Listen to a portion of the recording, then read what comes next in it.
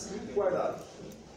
Principalmente para os judeus, dentro do templo, dentro das sinagogas. Não havia aquele livro, a junção geral. E eles eram guardados normalmente dentro desses vasos. Tá? Os rolos, os pergaminhos, os papiros, todos eram guardados desta forma. Acontece, que eu falei para vocês, que Alexandre o Grande, ele faz a chegada em Jerusalém, e aí, através de alguns imperadores não, os seus chefes de exército, pede para que seja feita a tradução para o grego. Tá? E o que acontece? Dentro dessa tradução para o grego, a gente chama isso de Septuaginta. Por quê? A Septuaginta seria a tradução dos 70 anciãos. Tá? Então, como vai ficar? Pense assim comigo.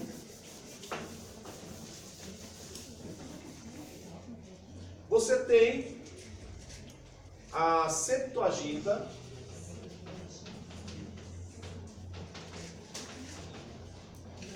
que é justamente essa tradução que veio para traduzir para os gregos. Então, feita a tradução, foi colocado nessa tradução todos os livros que haviam dentro da biblioteca.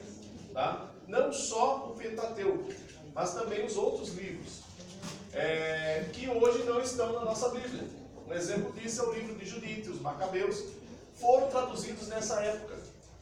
Acontece o seguinte, que mais ou menos,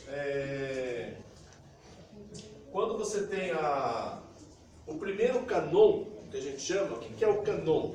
Canon é a vara de medir. O que eles começam a fazer? Tentar separar esses livros do que realmente é sagrado e do que não é sagrado. Então, mais ou menos no ano 300 ou 100, mais ou menos antes de Cristo, é feito essa separação. Ou seja, você separa o Pentateuco, que hoje é chamado de Torá, e também os livros de Isaías, de Ezequiel, de Malaquias e tudo mais. Esses livros também ficavam separados. Então eles separaram aqueles livros que eram sagrados. Macabeus, Judite, a introdução de Esdras e outros livros que estavam, foram separados, foram segregados, porque não eram considerados sagrados. O que é um livro sagrado? Primeiro, você vai colocar em pauta quem é o autor, ou melhor, quem é o escritor. Moisés escreveu, é sagrado? Né? Se Moisés não for, quem mais será, né? Então, é Moisés? Beleza, então esse livro é sagrado. Analisa-se o contexto, o texto. Será que há alguma divergência daquilo que realmente é da lei ou que não é? Se há divergência, é separado. Então tenta-se manter aquilo que realmente é sagrado, aquilo que realmente Deus determinou, como por exemplo o livro de Isaías, que é a profecia de Deus para o povo. Então esses livros eram considerados sagrados, foram separados. Os outros ficaram considerados como apócrifos. O que quer dizer apócrifos? São livros históricos, mas não tem nada a ver com o sagrado. É a mesma coisa, falar assim, esses livros aqui são sagrados. Mas vocês sabem que existem vários livros de evangelistas, de pastores, que escreveram, muitas vezes comentando esses livros. São sagrados? A mesma coisa, eu tenho essa Bíblia aqui que é a Dei. Você tem aqui os textos sagrados aqui dentro, mas aqui embaixo você tem o comentário do Dei. Ele fez comentário de versos bíblicos aqui. Esses textos aqui são sagrados? Não. Como tem erros aqui, eu já mostrei para vocês, né? Principalmente do Dei, que ele tem uns pensamentos que fogem muitas vezes até da lógica. Mas beleza. Mas algumas coisas, principalmente que eu falo assim, o Dei, que ele conseguiu buscar na história informações e conseguiu colocar nos seus estudos. Isso para mim é ótimo. O problema maior é que, às vezes, o comentário que ele faz, ou a ideia que ele tem, diverge daquilo que realmente é da palavra. Então, são livros que a gente pode considerar históricos, mas não são sagrados. Não é o livro de Deus. Ou o livro sagrado a Deus. Aí vocês vão me questionar. Mas, quando surge essa Septuaginta, e esse livro que foi feita a tradução, vamos imaginar o seguinte. Do hebraico, que era feito por código, para transformar para o grego, poderia conter erros? Sim ou não? Sim, mas a gente crê que os antigos, os primeiros livros de Moisés e tudo mais, foram escritos perfeito. Agora, com as cópias, pode ter ocorrido algum problema. Mas o que eu fico mais admirado é quando Jesus chega na sinagoga e ele abre o rolo da Septuaginta, que está escrita em grego. Dentro da sinagoga se falava o grego. Ele abre os livros, os rolos, que se fala o grego. E você vê Jesus olhando e falando, esse texto aqui está errado, porque quando eu falei para Moisés, não era assim, o cara errou. Você vê? O que Jesus faz? Ele lê. E tem uma passagem que ele faz a leitura, isso está em Lucas, né? Ele faz a leitura, que fala justamente sobre ele, que fala, e até ele diz, hoje se cumpriu essa escritura, porque ele veio para curar os enfermos, aqueles que estavam... Isso está escrito em Isaías, né? Isaías 60, uma coisa, 55, eu acho. 61 e 3, uma coisa assim. E aí ele termina de ler, porque olha que coincidência, ele abre o rolo e cai justamente a passagem que fala sobre ele. Ele termina de ler, aí, atrás no púlpito da sinagoga, tem uma cadeira que ninguém senta. É somente o Messias quando ele vier. O Messias veio. Ele terminou de ler, o que ele fez? Ele deu 2 passinhos para trás e... Hoje se cumpriu esta escritura. Você imagina aquela multidão de judeu? Arregalaram os olhos para ele. Como assim? Ele não é o filho do carpinteiro? Não é Maria, mãe dele? Nós vimos aí os seus irmãos juntamente conosco. Quem está dizendo que ele é o Messias? E foram pegar ele, pegaram ele e falaram, não, vamos acabar com ele. Agarraram ele, levaram ele lá do monte e vamos jogar ele no precipício. Quando chegaram, joga. Cadê? Você deixou ele escapar? Cadê ele? Ainda não era o momento. Mas ele cumpriu as escrituras. Então você não vê Jesus criticando ou mesmo falando mal dessa tradução. Porque ele tinha direito, sim ou não? Sim. Se eu observasse algum erro, ele poderia ter dito, não coloque esse livro. Esse verso está... Então, quer dizer, essa Septuaginta que Jesus usou, não há reclamação, não há problema. E é dessa Septuaginta que é feita as traduções e chegado até nós. Lógico que depois entraram dos apóstolos, entraram os evangelhos, Atos dos Apóstolos e tudo mais, começaram a se agregar e se tornou a Bíblia. E com o papiro fica mais fácil. Eu posso escrever e ir agregando se tornar livros, aí vem no ano de 1500 a imprensa. E a imprensa já começa a imprimir esses livros.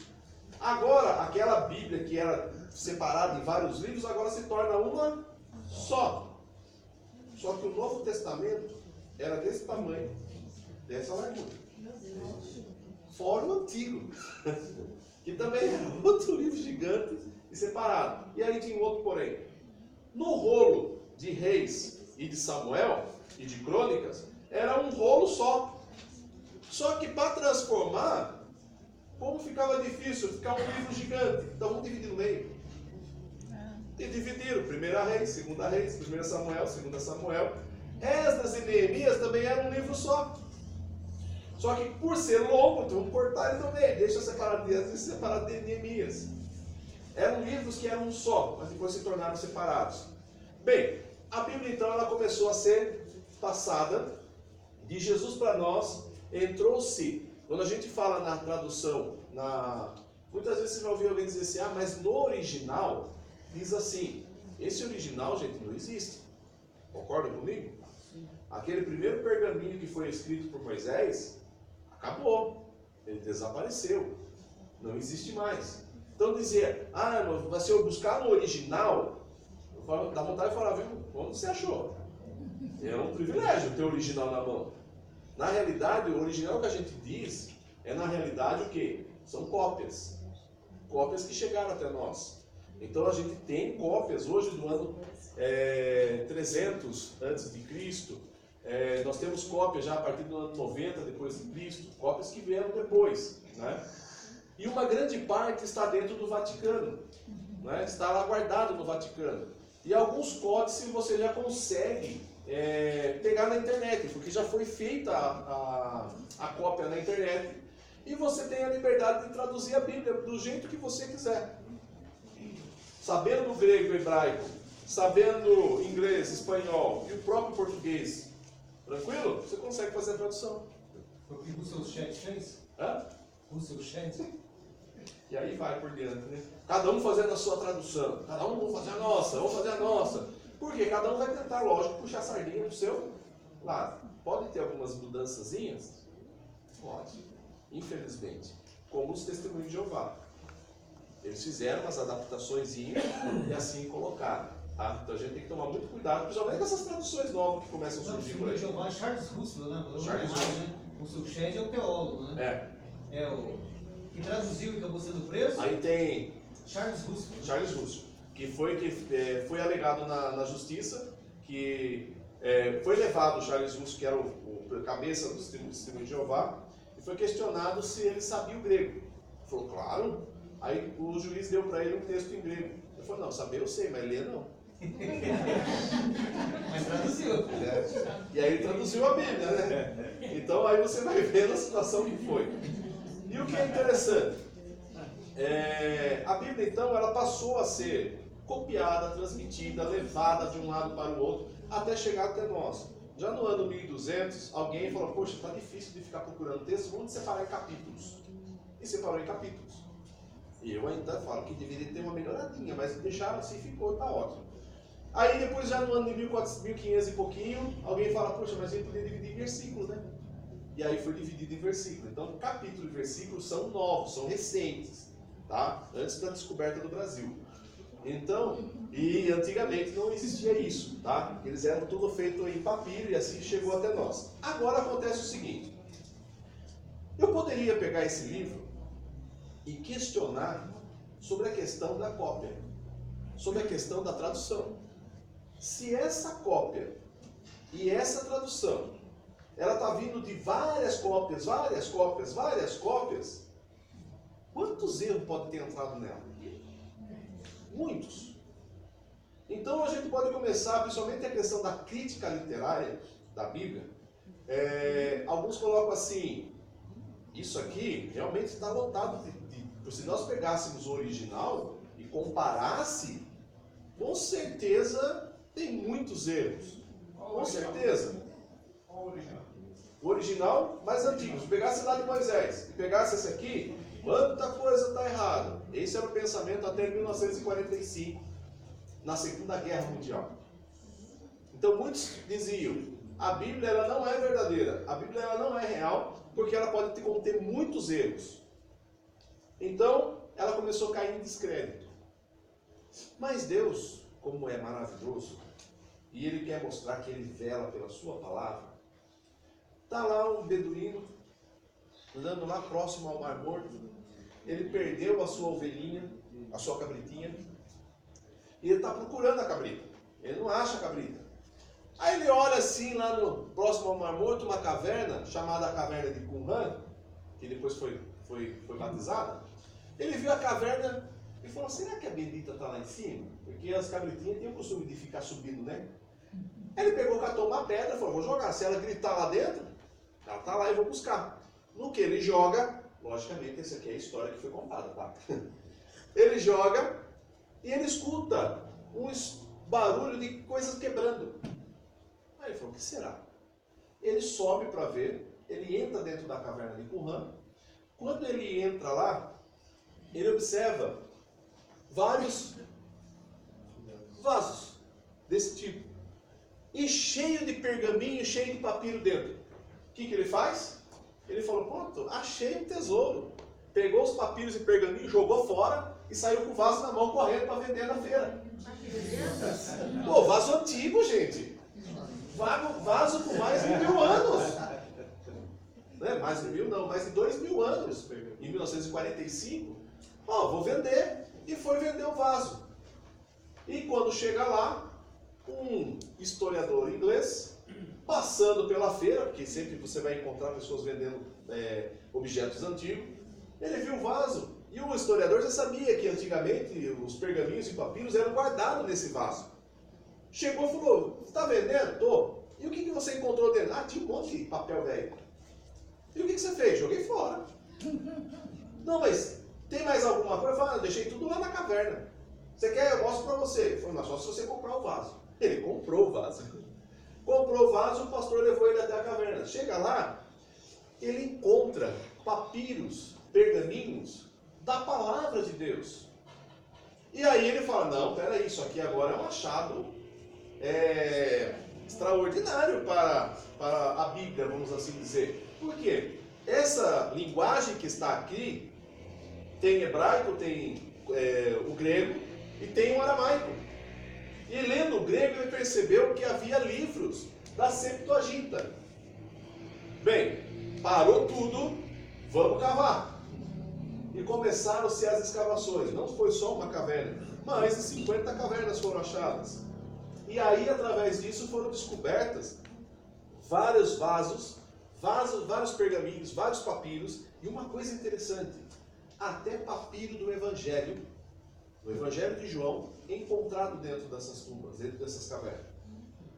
Quem são eles? Quem esconderam? Quem que fez essa extraordinária esconder esses vasos? Chamado os essênios. Esses essênios, ele era uma religião separada do judaísmo. O que eles fizeram? Como o judaísmo estava perdendo a sua característica devido aos fariseus, os hipócritas e tudo mais que estavam dentro do judaísmo, e a palavra estava sendo perdida, por isso que quando Jesus aparece, a bronca de Jesus justamente no templo é isso, e já não se prega mais a palavra. Só se pensa em... Graças a Deus só foi para aquela época, né?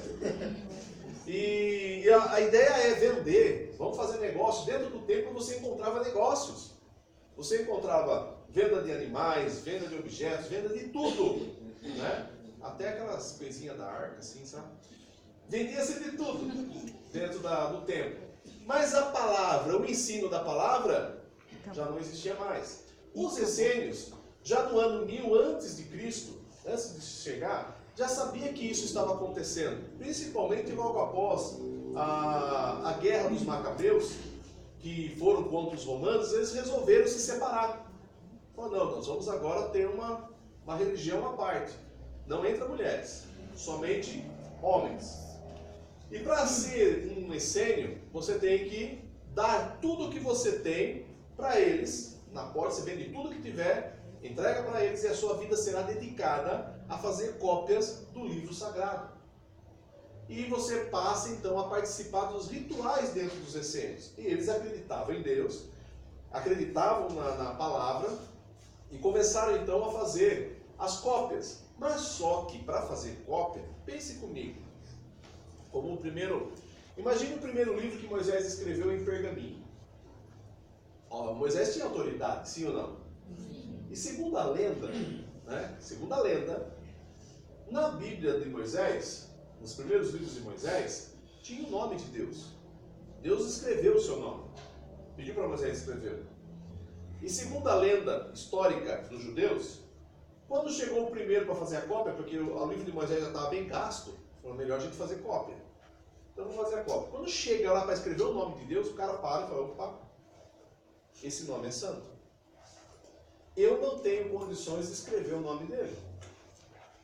Aí o outro fala, e você tem? Não, eu também não tenho. Moisés já morreu. Quem vai escrever o nome dele? Ninguém tem condições. Então escreve aí, Senhor. Escreve Jeová. Escreve como Senhor, o Jeová Jireh, o Senhor poderoso, Jeová Shaddai e tal. Escreve Jeová. E a partir dali surgiu Jeová. Então eles dizem que é nome, mas na realidade Jeová quer dizer o Senhor, ou Deus. Claro, depois do grego, né? Porque somente de Deus, os Zeus, né? Daí vem a palavra Deus para nós. Aí o que vem acontecer? Aí então alguém vai escrever, alguém fala assim, mas espera aí, se eu vou traduzir, vou fazer a cópia da Bíblia, eu também preciso me consagrar, concorda? Porque eu vou escrever um livro que é sagrado. Aí os essênios tinham um ritual. Em pleno deserto, você tem que se banhar, você tem que passar por um batismo para fazer a sua purificação. Então, antes de fazer cópia, os essênios acordavam pela manhã, já iam para as bacias batismais. Lá eles eram mergulhados na água, levantavam ali, pronto, agora estou purificado, sem pecado, e agora posso escrever o livro. Maravilha. Teve algum pensamento besta? Eu vim me banhar novamente. Beleza. Volta de novo. Em pleno deserto, onde acharam tanta água? Uma das maiores cisternas foram feitas pelos essênios. Eles captavam água de tudo quanto era jeito, até da chuva, para poder dar esses banhos. Reza a lenda, que um tal de João Batista chegou aí lá. Quando ele foi para o deserto, ele chegou a ter uma amizadinha com os essênios.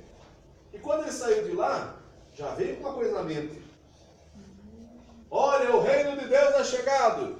E para que vocês creiam, tem que batizar. Só que não é tanque não, é água de rio para levar o pecado embora mesmo. Ou seja, alguns acreditam que João Batista tenha vindo dos essênios, já com esse ritual de batismo. Bem, alguns também dizem que Jesus também tenha passado lá pelos essênios. Por isso que muitos ainda foram encontrados partes do Evangelho, porque creram em Jesus. Mas isso não vem ao fato, são apenas histórias que podem ter acontecido ou não. Mas o que vem ao fato justamente é o seguinte: numa das cavernas, principalmente a caverna de Qumran, foi encontrado um vaso.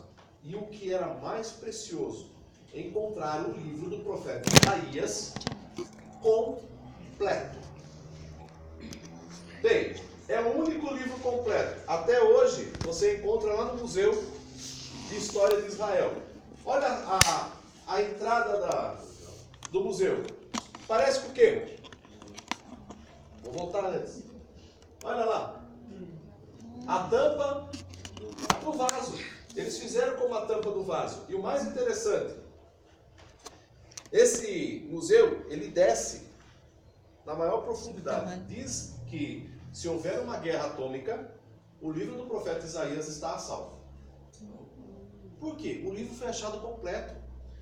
Nós temos aqui o livro do profeta Isaías. Temos ou não temos? Sim. Só que ele veio da Septuaginta. Os essênios, eles não pegaram da Septuaginta.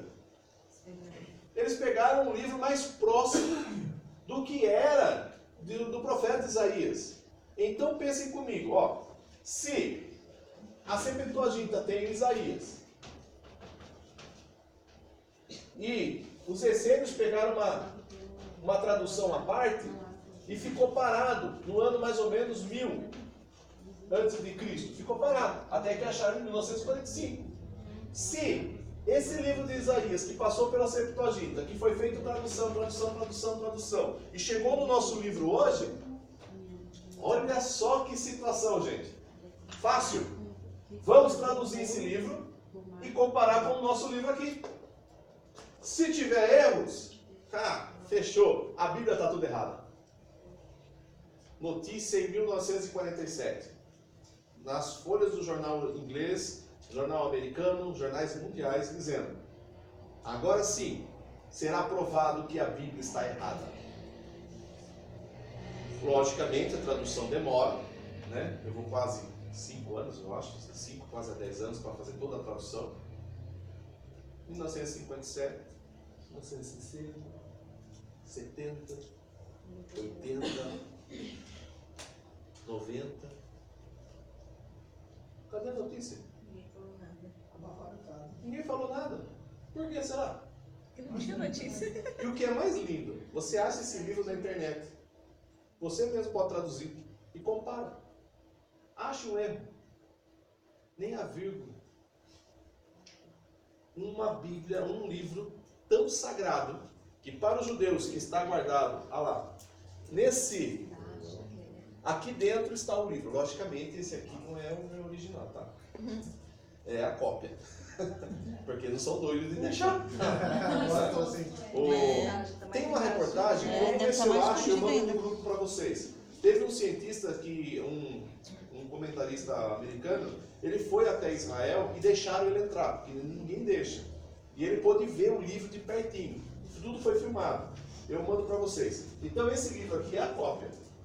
E o livro realmente está escondido debaixo da terra, lá embaixo, para evitar qualquer bomba atômica que venha cair por lá. Oi? O original. O original. Não original, mas uma das primeiras cópias lá de Isaías. Tá? E comparado... Oi?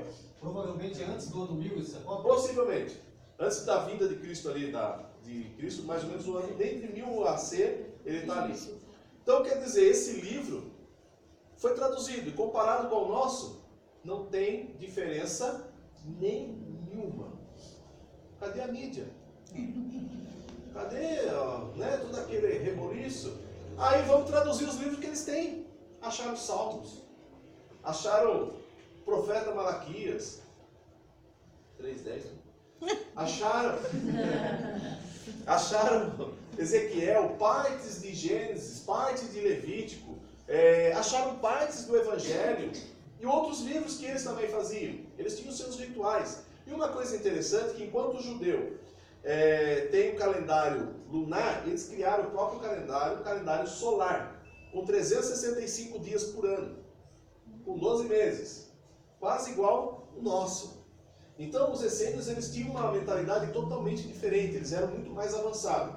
Só que infelizmente já no ano 70 depois de Cristo, com a invasão dos romanos, principalmente do general Tito, a destruição foi total. O que eles fizeram?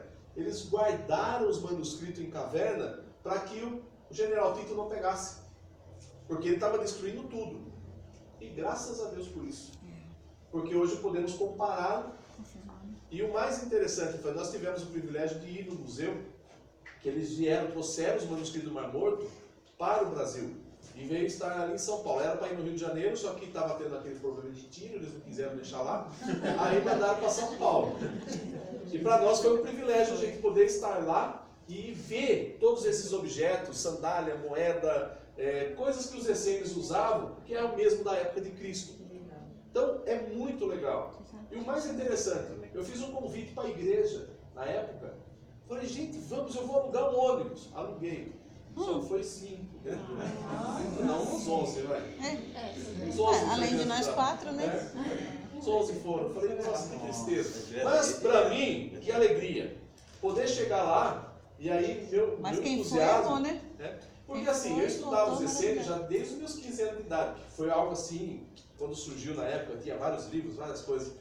Aí eu pensei, vou chegar lá, vai ter o guia. E o guia deve conhecer muito, né? Para mostrar tudo que tem. Lá vou eu com o guia. Eu já falei, meu Deus, ele vai saber muita coisa. Ó, isso aí é o vasinho que eles usavam lá. Ah, isso aqui é a lâmpada, isso aqui é a sandália. Ó, isso aqui é o livro, um dos textos. Mas como assim? Ah, irmão. E eu estava com o grupo dos irmãos, falando, não, irmão, peraí, essa aqui é a lâmpada. Lembra aquela passagem que fala, Jesus fala que a lâmpada não deve ser colocada embaixo, mas colocada em cima? E aí comecei a explicar o que era cada texto, porque eu conhecia a situação dos essênios. Aí o guia ficou sem graça. O pior de tudo foi o outro grupo que estava com outro guia. Aí um senhorzinho... O senhor manja disso aí? Ah, eu sei um pouco. Ah, então vou ficar aqui. O outro lá não sabe nada. Então, assim, você passar, ver tudo isso, ver você ter a oportunidade de entrar na caverna de Qumran, não é? Que foi feita uma réplica, e você vê a imagem que o pastor beduíno lá viu lá dentro do Mar Morto. E o que é interessante é que isso aqui foi tudo guardado, porque um lugar não tem umidade, é seco completo, e o sal que está em todo o ambiente fez com que esse material ficasse armazenado e guardado. Então, para nós, os essênios, é o que nos torna assim,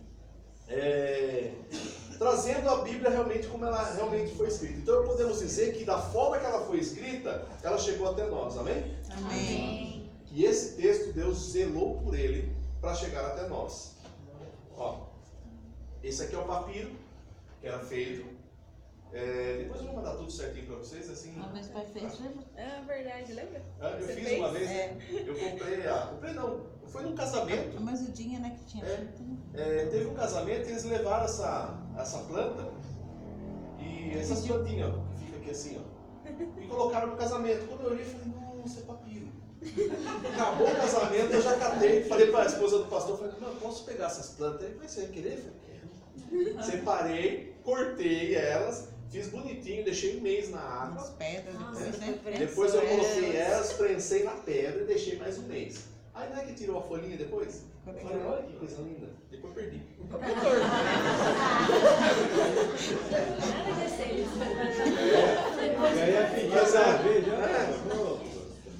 Mas elas viram. Eu tenho testemunho. Mas é fácil de fazer, tá? Tem todo. Até na internet tem tramas, né? Faz as tramas. Tem um rapaz no YouTube que ele mostra como faz. E você vê essas tramas, ó. Isso aqui é o papiro. Se você olhar, ela tem as traminhas do vegetal, tá? Ó, aqui tá 2 Coríntios, capítulo 11, verso 33 ao capítulo 12, verso 9. Só aqui, ó. Nossa! Eu também não tinha vogal. Não tinha vogal. E tá direto. E não tem vírgula. Nada. O que é isso? Isso aí só perder tempo. Aqui também, ó. Esse já aqui é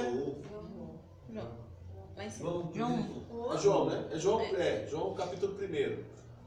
Que é um dos textos também que foi encontrado no pergaminho. Lá no Mar Morto. Tá? Deixa eu correr aqui. Códice, que eu já falei, que eram os livros depois que se tornaram do papiro. A gente tem na internet isso tudo para vocês analisarem. Eu mando o link para vocês, tá? O vocábulo da Bíblia, que a Bíblia ela vem do vocábulo biblos, tá? Que quer dizer coleção de livros. E a construção dela, ó. Quantos autores? 40. Quantos anos? 1600 de um livro ao outro. Tá? De Gênesis de Jó, melhor dizendo, de Jó a Apocalipse. Então foram 1600 anos entre eles. Agora, quantos anos já se passaram? Meu Deus. Então a gente pode dizer que nós temos um livro aí que quase 4.000 anos. Não é? E o que é interessante, se renova a cada dia? Não. Sim. As Sim, ela é a mesma. O que eu li quando era criança continua aqui ainda. As misericórdias do Senhor que se renovam. Tá? Quantas línguas? 3. Hebraico, aramaico e grego. O hebraico era a linguagem dentro dos templos. O aramaico ele vem surgir logo depois que o povo de Israel é levado em cativeiro, principalmente pelos persas, depois pelos sírios, depois ele é levado pelos babilônicos. Há uma mistura de linguagem e aí surge o aramaico. E por último, já na época de Jesus, o grego. Então, se você aprendeu o grego e pudesse ter uma máquina do tempo e voltar, você conseguia conversar com Jesus. Ele falava grego. Até o nome dele é grego. Jesus é grego. E se fosse traduzido para o hebraico? Josué. O nome de Jesus era Josué. Aí tem alguns que falam, não, a gente fala errado o nome de Jesus, tem que ser Yeshua. Vai se converter, misericórdia. O que o nome dele vai mudar? O nome dele é Jesus, e qual o problema? É no nome dele que a gente é salvo, amém? Amém. 3 continentes, Europa, Ásia e África, que é onde foram encontrados vários pergaminhos, tá? Línguas, o hebraico, olha como é o hebraico, olha como é o aramaico e olha como é o grego. É melhor ficar com isso. Dá mais. Grego fica mais fácil. Dá pra entender. Tá mais legalzinho. É. Tem até um livro do pessoal brasileiro. E aí vem o cânon bíblico. O cânon é a que eu falei para vocês, a regra para poder separar quais livros eram sagrados e quais não eram. Tá? Os livros não inspirados são aqueles que foram separados, já no ano 250 a.C. Tá? Por que Esther acabou ficando? Porque mesmo não tendo o nome de Deus, ele ainda fala. Se você lê o livro, você percebe que realmente Deus ainda está presente no livro. Então por isso ele foi mantido. E é justamente uma época de transição, né? a transição do povo que está de juízes para se tornar numa época de reis. Então, ele foi deixado. Mas se você observar o livro de Esther, você ouve Deus falar ali? Ou não?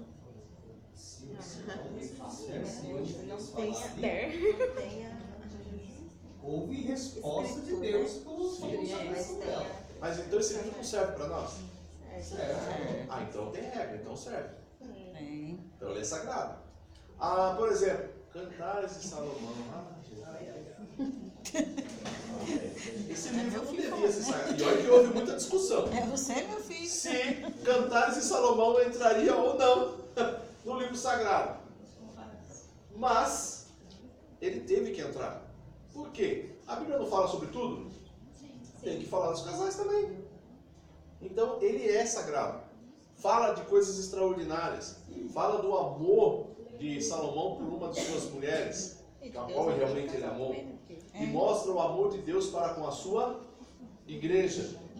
Tá? Então realmente ele também é considerado sagrado.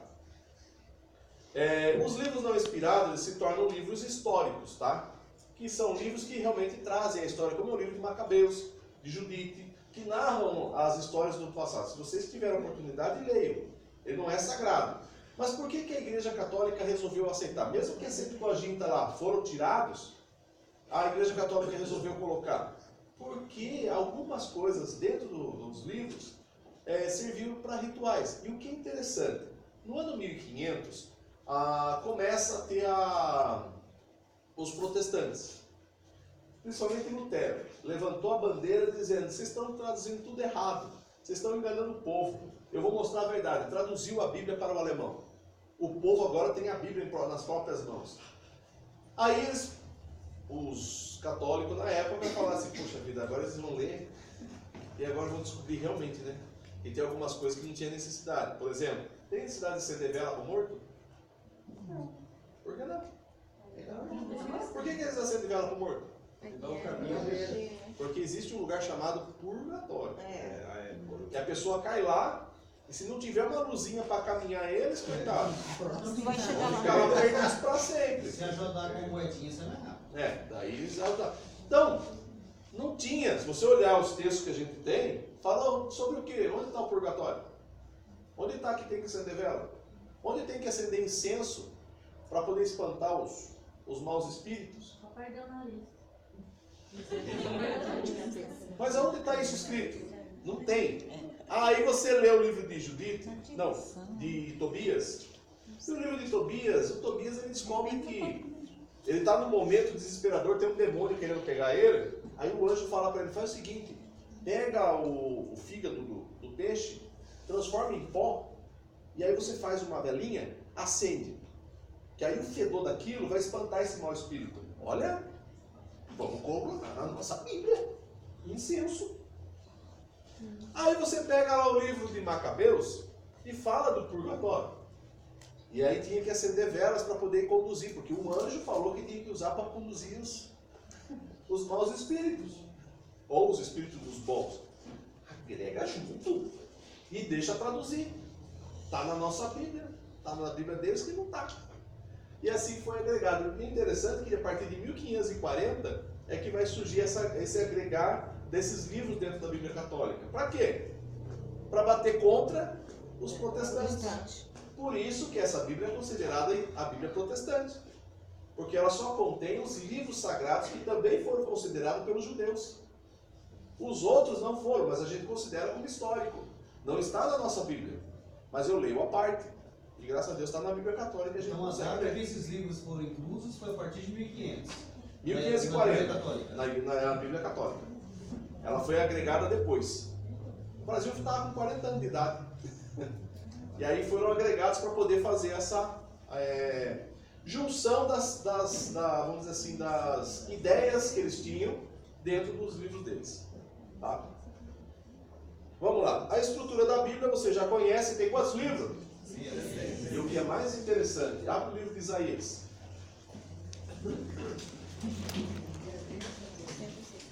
Livro do profeta Isaías. 66, tá? Quantos capítulos tem? 66.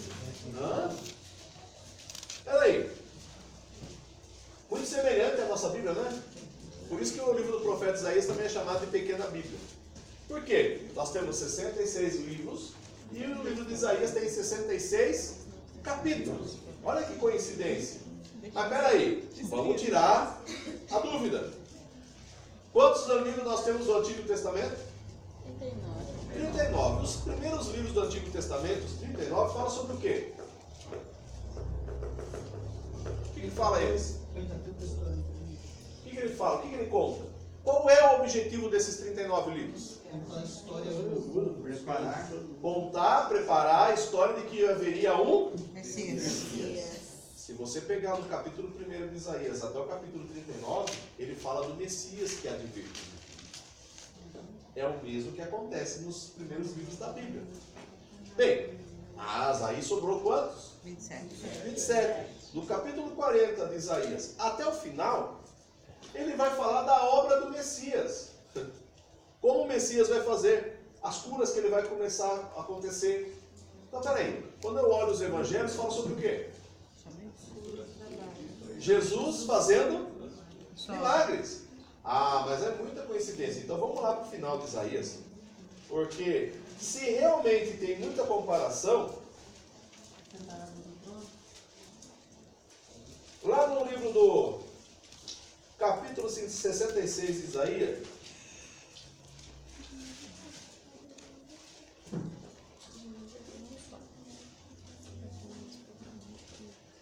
lá em Apocalipse, capítulo 21, vamos ler primeiro. Lá em Apocalipse, capítulo 21, eu acho.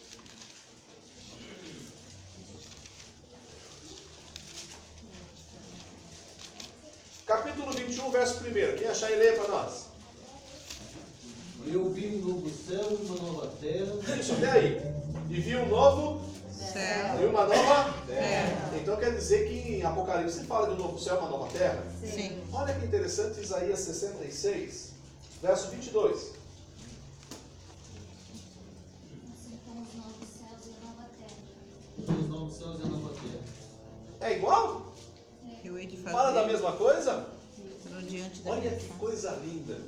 Isso é coincidência ou é providência? E qual foi o rolo mesmo que foi encontrado lá no manuscrito do Mar Morto, incompleto? Isaías. É muita coincidência, né? É que ele deixou o resumo. Quem tiver mais 22, preguiça. ó. Ou Porque seja, como os novos céus. o livro do profeta Isaías, ele é considerado a pequena Bíblia. Por quê? Porque era como se fosse o resumo de toda a Bíblia. Eu acho o livro mais lindo da Bíblia. E quando você encontra o pergaminho, está completinho, mostrando que a nossa Bíblia tem razão. Amém? Aqui você já sabe, né? Fácil de decorar. 5 primeiros livros da Bíblia. Nós temos o quê? A lei, Pentateuco, históricos, poéticos, profetas maiores e profetas...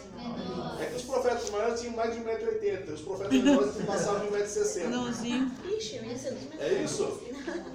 Não, é apenas os escritos. Aqueles que deixaram mais escritos e aqueles que deixaram menos escritos, tá? Agora, no Novo Testamento, nós temos Evangelhos, o livro de história, que é o qual? Atos. Epístolas Paulinas, ele quase não escreveu quase nada. Epístolas Gerais e a profecia. Então, 5 e 5 deu?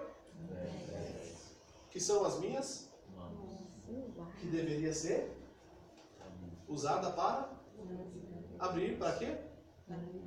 E o que vocês estão esperando para ler ela? Que vergonha, né? Espera aí que agora ainda vamos falar dos ECN, rapidinho. Depois eu mando esse daqui para vocês.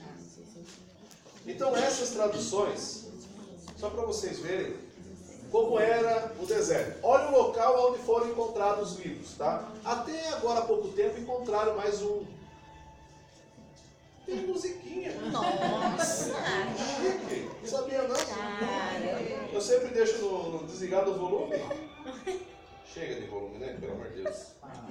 O cara teve um trabalho. Tem trabalho de fazer. Fora o áudio.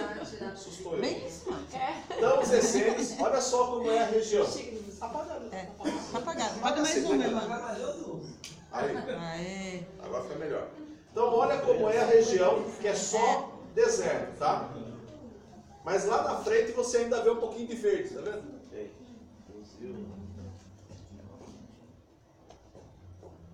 O monastério que é onde eles ficavam, ó, onde as ruínas que foram encontradas.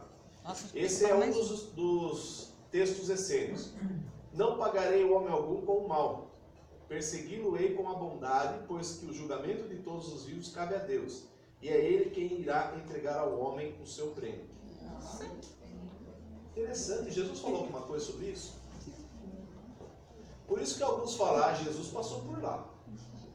E deve ter deixado alguma ramificação para eles lá. Pregou para eles, ó. Olha só. Eles viviam em comunidades dentro do lugar. Ó, esse aqui é um exemplo de como foi encontrado quando o historiador entrou no local. Um vaso quebrado e os outros já com os pergaminhos internos guardados. A caverna de Qumran, e aquele buraquinho lá. E o interessante é que dessa caverna, esse buraco que está aqui, ele dá de frente com o Mar Morto. Então você vê o mar no horizonte dele lá. É muito legal. Ó, já foram encontradas mais de 11 cavernas, 68 depois. Ó, você tem inários, você tem comentários bíblicos, escritos apocalípticos, que falam do fim das coisas, de tudo, o livro de Isaías. Ah lá, Esther também foi achado. Não, esse é Esther. Exceto de Esther. Ó, foram preservados por quase 2000 anos e são considerados o achado do século. Agora, há pouco tempo, foi encontrado a casa de Pedro. Não sei se chegaram a observar isso, ou ver a história. Foi encontrada, dizem que foi encontrada a casa de Pedro. Pelo comentário, pela situação escrito bíblico e pela localização, eles acreditam que realmente ali era a casa de Pedro. Os arqueólogos assim dizem, mas cabe ainda muito estudo ainda, né, para descobrir se realmente é. Estava investigando também o tempo da internet, quando Moisés abriu o Mar Vermelho lá, que os egípcios passaram e Deus afogou tudo, né? Lá no fundo foram encontradas algumas peças também de ferraduras, essas coisas assim, embaixo do mar. Estavam também construídos. Então, tem algumas coisas que eu vi uns historiadores críticos dizendo o seguinte: é impossível, né? Então, estavam debatendo sobre isso. É que nem foi encontrado agora acho que é na Suécia, não lembro. Foi encontrado um navio semelhante ao de Colombo. Está inteiro, até com o canhão inteiro. Porque ficou no meio do mar afundado e congelado. Agora estão pensando em como tirar de lá. Então, quer dizer, tem muito tempo, né? Ó, isso aqui são as bases de onde ficavam as casas, tá? Os muros e tudo mais, que tudo foi destruído, né?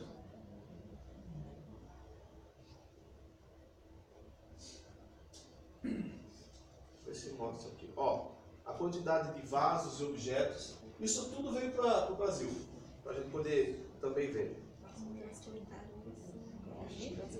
Ó, os fornos que eles faziam para fazer pães. E realmente, no meio do deserto.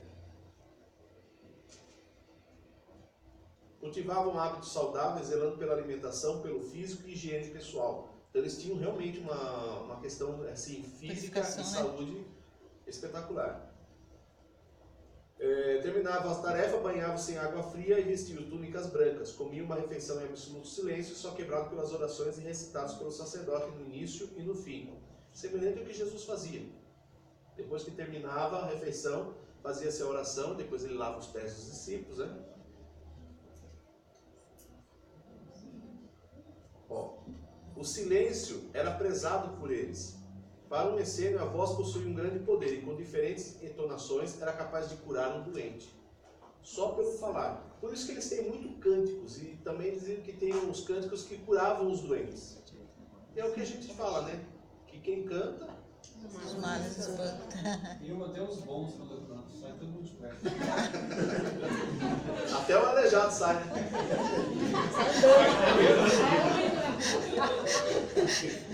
Só fico surdo. Até o surdo. Eu vou mandar essas fotos para vocês. Outra caverna.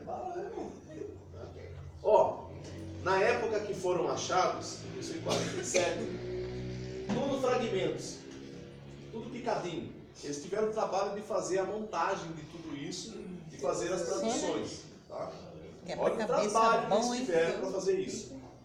Quebra-cabeça da hora. Isso aí é foto dos primeiros manuscritos. No princípio, Deus criou os céus e a terra era sem forma e vazia, e havia trevas sobre a face do abismo. E o Espírito de Deus pairava sobre a face das águas. Olha como é diferente do nosso, tá vendo? Fala que se movia, né? Não é? Tá diferente? Ou tá igual? Tá igual, né? Só se movia, pairava. Depende da tradução. Não mexe não, hein? Quem? Ele? Você? Olha lá. Não, tá não. Os 10 mandamentos também Eita, você não completos. viu o bravo, irmão? Misericórdia. Ela não fala. Não fala. Tá bravo. Já estudando, ano 30. Para antes de Beza é bem Cristo. diferente. Então, quer dizer, foi feita a tradução e comparado com o nosso. Não há diferença. Professor, no caso, eles colocavam datas, já sabia? Eles só colocavam Não, eles não colocavam datas. Quer dizer, haviam datas, só que era o calendário deles. Só que... Eles não colocavam assim, antes, depois, não. Não. Isso veio para nós, para os historiadores. Então, o que acontece? Como que a gente sabe que é no ano 30? É feito o teste de carbono 14. Aí é feito o teste e sabe que tem uma datação. Olha os escritos deles, Salmo 133 e 1. Tá? Olha que bonitinho que é escrito. Se fosse a minha, ninguém Bem nunca ia conseguir traduzir. Certinho. Isso daí são os filactérios. Sabe o que é filactério? Os judeus eles tinham o costume, porque a Bíblia diz assim, que você deve guardar a palavra na sua frente, na sua mente e no seu coração. Aí os judeus levaram ao pé da letra.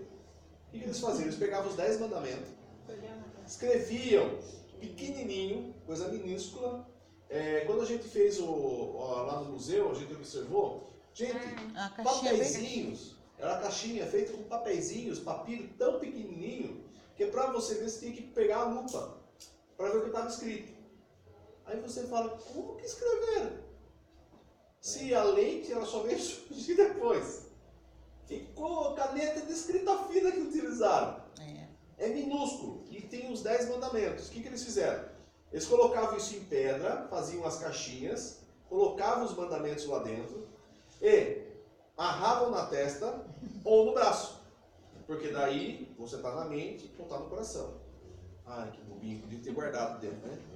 Em vez de ficar só levando por fora, né? E até hoje eles utilizam isso. Eu vou ver se eu acho a foto e mando para vocês. No museu da Bíblia lá em Barueri tem uma Bíblia pequenininha, né? Tem. Uma bem miniaturazinha, né? Mas daí já é feita já da nossa época. A deles era tudo feito em papiro, mas minúsculo. Os profetas menores, a sandália que eles usavam. Que uma vez eu ouvi um pregador dizer o seguinte, que Jesus, quando andava no deserto, imagine quanto que ele judiou o pé dele andando descalço no deserto, aquele sol, né, queimando os pés na areia e tal. Jesus não andava descalço, né? Já tinha sandália. Esse tá Já gasta, andava né? um sapato, já tinha um botina, Dá um tudo feito de couro. Esse tá gasta, né? Então eles já utilizavam esse tipo de sandália. Como que é o nome dessa sandalinha que vocês usam? Rasteirinha? Rasteirinha. Eu tenho uma E feita de couro. As moedas que eram utilizadas, as moedas do tempo. E alguns objetos que foram encontrados lá também, como vasos, papiros e tudo mais. E também como que fala? Ou algumas partes do Evangelho que também lá foram encontradas. Você dá luz para nós, por favor? Isso, obrigado. Dúvidas? Tem na Bíblia falando. Oi? Tem na Bíblia falando sobre isso? Não. A Bíblia não fala não dá nenhuma referência dos essênios. A gente só sabe com as descobertas que foram feitas arqueologicamente. Dúvidas? Bíblia então é sagrada? Não, eu esqueci de passar para vocês. Não é prova não, né, professor? Eu tenho medo quando faz isso de mostrar pra vocês. Misericórdia, né? Ah, misericórdia, cadê? Ei. Como eu posso dizer que a Bíblia é a verdade? 1 Reis, capítulo 7, verso 23. Já está marcando aí. Desculpa que vocês já estavam guardando o material. 1 Reis? 1 Reis, capítulo 7, verso 23. Quem achar, por favor, lê para nós. Como posso dizer se a Bíblia é verdade? Isso. 1 Reis, capítulo 7, verso 23.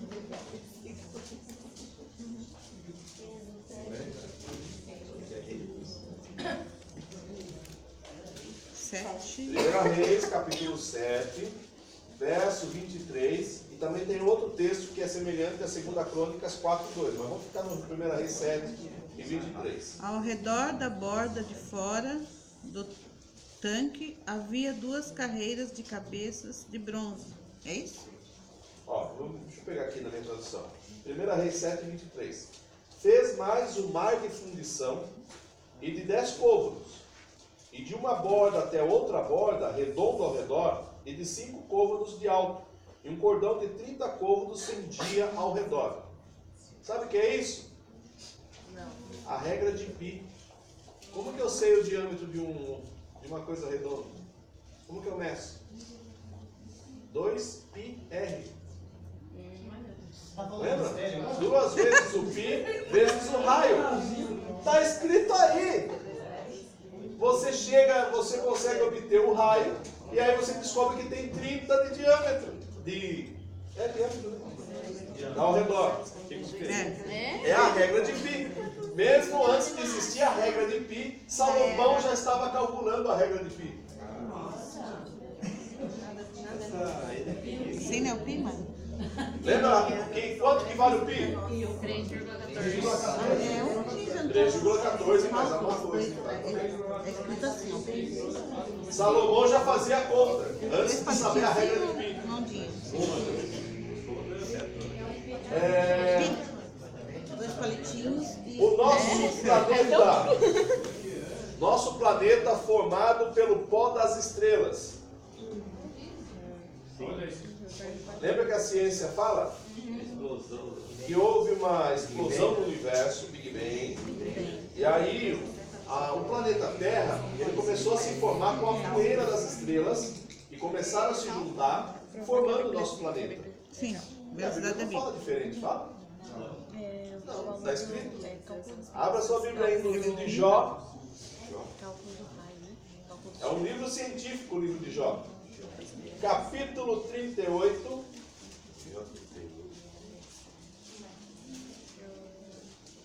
A parte mais legal eu já ia esquecer, não? Meu Deus. Jó 38, verso de número... Tá feito pai, hein?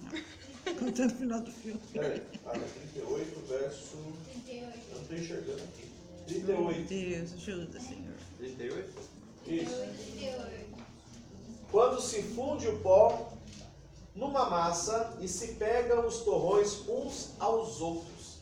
Isso é o início do nosso universo. E é Deus contando a história para Jó. Então não difere. 38, versículo? 38.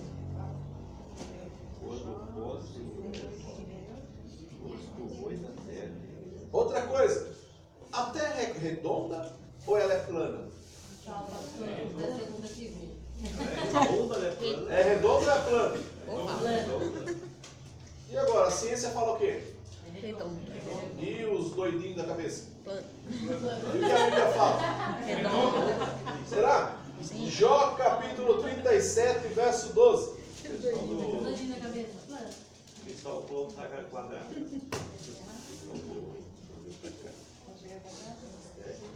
Então ela, segundo o seu prudente conselho, se espalha em roda, para que se faça tudo quanto lhe ordena sobre a superfície do mundo habitável. Então o mundo é? É Jó o quê? Jó 37, verso 12. Para complementar, Isaías 40, 22. Isaías 40, 22.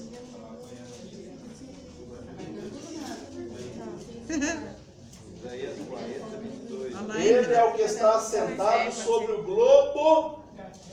Globo é quadrado? É plano? É? Se a Bíblia fala que é redonda, por que ainda tem os boca aberta falando que é plano?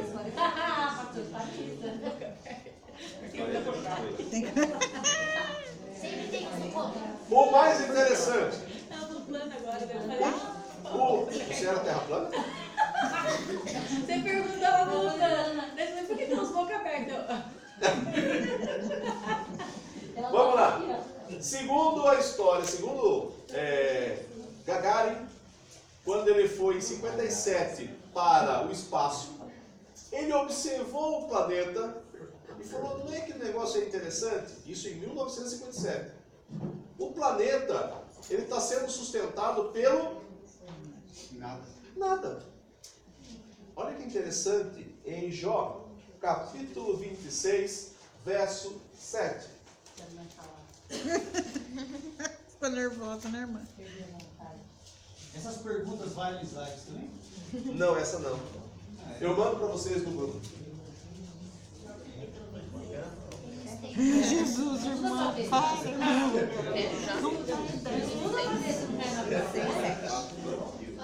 Jó 27, 26, 7, né? É. Pode ler. Ele estende os céus do norte sobre o espaço vazio, suspende a terra sobre o nada. Suspende a terra? Como que Jó sabia se ele não tinha foguete? E a gente só descobriu em 1957. E olha que os gregos acreditavam que Atlas segurava o planeta nas costas. E a Bíblia já falava que estava sobre o... Isso é verdade? Provado pela ciência? Por cima do nada. E está na Bíblia. Há milhares de anos. Vamos mais. Como a ciência fala que o núcleo da Terra, como é formado? Magma, e tem fogo, a tal ponto que solta vulcão e tudo mais. Será que é verdade? Jó 28, verso 5. Olha. Eita, Jó inteligente. Tem envolvido embaixo como pelo fogo. A terra embaixo é envolvida pelo fogo. Cabrabão. Eu gosto de Jó. De Jó. Outra. Jó 28, 25. É que a hora já foi. 28, 25. Está doendo a mão já de escrever? 28. Jó 28, 25. Veio ao vento que tomou a medida das águas. O vento tem peso. Vocês sabiam disso? Sim. Pode ver. Nós só estamos aqui no planeta porque nós temos uma atmosfera, o peso faz com que isso mantenha a gente preso. E a hora que perder isso, sai todo mundo voando. Isso, mas é o peso da atmosfera, que é o vento, que é o ar. Salmo 8, verso 8. Salmo 8, verso 8. Acho que Jó acabou. Não, ainda tem mais um de Jó. Não, mas já vou voltar. Vamos passar o primeiro. Salmo 8, verso 8. Vocês já ouviram falar de Jacques Cousteau? Já custou já. Um cientista que foi um oceanógrafo, né? Oceanógrafo, que foi um dos caras que veio até aqui no Brasil e descobriu o boto cor-de-rosa, né? Sim. Ele fez assim um extraordinário escrito, o cara foi um grande cientista, e ele descobriu que no meio do mar existem as correntezas. Então, por mais que exista o mar, debaixo do mar existem correntezas marítimas. Quem assistiu Nemo, Procurando Nemo? Lembra da tartaruga? Que começou a seguir uma correnteza que vai até um outro lugar? Isso quem descobriu foi Jacques Cousteau.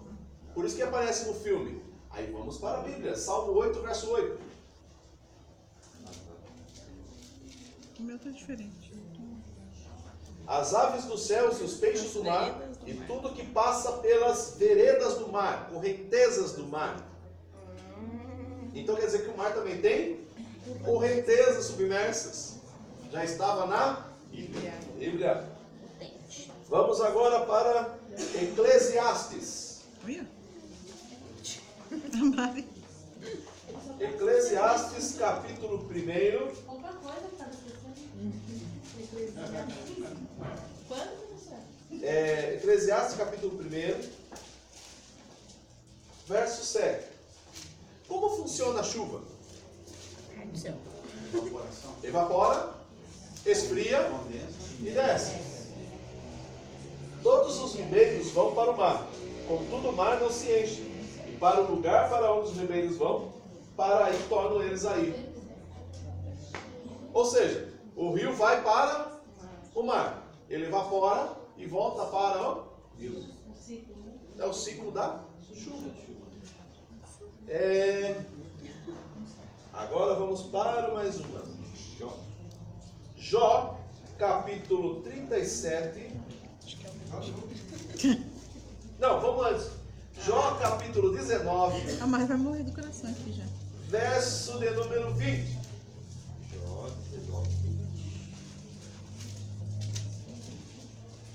Se alguém um dia falar para vocês, a Bíblia não é verdade, mostra esses versos. Jó 19, verso de número 20. Os meus ossos se apegaram à minha pele e à minha carne, e escapei só com a pele dos meus dentes. Você tem pele no dente? Tem. E se você não cuidar, dá cárie. Sabia disso? Isso só foi descoberto em 1954. A tal ponto que começaram a produzir escovas de dente para você manter essa pele tranquilinha, para que não seja estragada. Ou seja, o nosso dente tem pele. E Jó já sabia disso. Eita, Jó. Falando? Jó 37, verso 18. O nosso universo, ele é infinito ou finito? Infinito. Isso que explicaram para vocês, né? Mas a ciência hoje já duvida desse infinito. Por quê? Acredita-se que o nosso universo seja finito. Aí Albert Einstein tem uma teoria. O nosso universo ele é finito. E a ciência já sabe que é como se fosse uma bexiga. Ele está em expansão. Vai chegar uma hora que ele vai chegar no limite e vai voltar a encolher novamente para ter a nova explosão. Então é como se fosse uma bexiga que enche e que murcha. A ciência já fala sobre isso, porque é uma teoria de Einstein. Por quê? Hoje a gente recebe sinais da primeira explosão. Então quer dizer, como por exemplo uma piscina. Você joga uma pedra dentro d'água, ela forma aquelas ondas, não vão? Ela vai até bater nas bordas e volta. Alguns cientistas dizem que já é possível medir essas ondulações do primeiro Big Bang que houve no universo. Então quer dizer que ele foi, bateu em algum lugar e voltou. Até alguns cientistas, tem um cientista brasileiro que ele fala sobre justamente que o nosso universo ele é finito. Albert Einstein já dizia que quando você chega lá no final do universo, você vai encontrar uma barreira de espelho. Por isso que dá a sensação de infinito. Mas é uma teoria. Vamos para a Bíblia. Jó, capítulo 37, verso 18. Ou estendestes com eles os céus, que estão firmes como espelho fundido? Ou seja, o universo está fechado por espelhos. Se você tiver dúvida, pegue uma máquina, uma nave espacial e vai embora. Vai embora. Vai embora. Se possível, leva a sogra junto. Vai embora. Lá na frente, você vai se ver no espelho. E você vai bater de contra esse espelho. O que é interessante. Amanhã ela vem aqui falar pra você. Já manda a sogra. Já viu de frente? A sogra dos outros, né? A sua não, né, irmão? Bateu de frente. O que é matéria fica.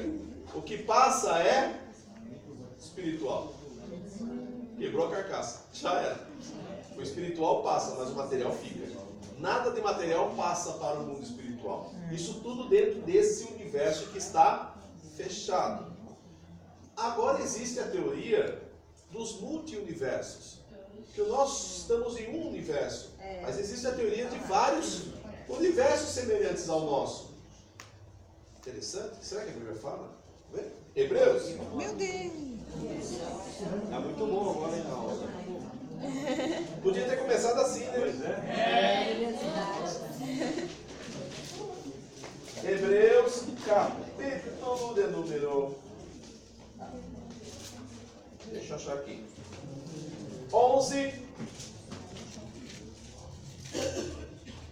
E o verso de número 3.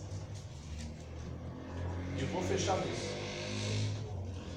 Acho que é só isso. Hebreus capítulo 11, verso 3. E pela fé entendemos que os pela palavra de Deus foram criados. Ah, mas é mundos, irmãos. Só que a palavra grega, no próprio grego, ele diz que são universos. Eu ia falar no original, né? Eu ia falar original. Aí vocês iam pegar eu falando, não. Pensei antes de falar. Então, quer dizer que no grego em si, essa palavra, ela se refere a universos. Então quer dizer que, quando Deus criou, Ele não criou apenas um universo. Ele criou vários, e a gente se acha a última bolacha do pacote. Está no singular, é o universo singular. Então, quer dizer, são vários universos. É que eu falei, a tradução, o camarada fala, nossa, vários universos? Ah, não. Vários, não. Pô, tá viajando, vou corrigir já. Então, alguns corrigem. Mas a Bíblia faz um comentário bem crítico nisso no final do Apocalipse. Aí daquele que acrescentar ou tirar qualquer palavra deste livro. Por isso que fazer uma tradução pesa. É complicado. Por isso que eu falo, a gente tem que falar a verdade, o que realmente está contido. Então, se aquele cientista, esqueci o nome dele, que morreu há pouco tempo, que estava na cadeira de roda todo Stephen Hawking, ele diz que o nosso universo é apenas um de vários universos. Não está errado. Ele está na Bíblia. Ele está falando isso agora. Mas a Bíblia já falou isso há quanto tempo? O escritor de Hebreus já era muito mais inteligente. Porque como eu acredito que tenha sido Paulo, ele chegou até o terceiro céu. E nessa viagem, quem sabe ele não viu muita coisa. Amém? Bem, Deus abençoe os irmãos. Vamos orar. Eu mando para vocês esses slides. Próxima aula, nós vamos entrar na teologia. Vamos entender Deus. Como Ele é, de que forma Ele é, quem é Deus. Como é o nome do pai dele, como é o nome da mãe dele, como que ele nasceu. Quem criou ele? Aí vem as pegadinhas, né, irmão? Aí vem as pegadinhas. Vamos ver se realmente ele existe, né? Como foi gerado. Amém? Vamos orar então. Querido Deus, nós te agradecemos, louvamos o teu nome. Pedimos a ti, guarda, Senhor, os teus servos em paz, livrando de perigos e males, abençoando os teus anjos ao redor, abençoando em tudo para que cada um possa estar, Senhor, na tua presença. Ajuda a dar entendimento à tua palavra, é o que pedimos nesta hora, e desde já agradecemos a ti, Senhor, desde agora e para todos sempre. Amém, Jesus. Que Deus nos guarde, nos abençoe e até a próxima aula. Vai geral, hein? Vai, geral! Paz, Até, se Deus quiser. Amém.